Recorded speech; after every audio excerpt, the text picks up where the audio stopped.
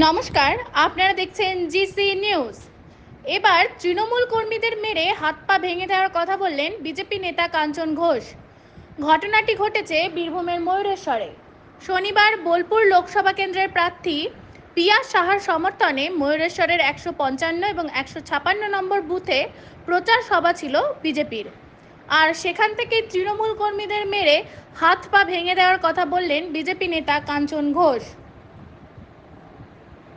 এখানকার যে তৃণমূলের কয়েকটা চামচা, আমি নেতা বলবো না, কয়েকটা চামচা আছে, তারা পড়াই পড়াই নাকি মোবাইলে করে ছবি তুলছে, দিয়ে কি বলছে, ভোটটা দিন, ভোটটা দেবো ভোটের পরে।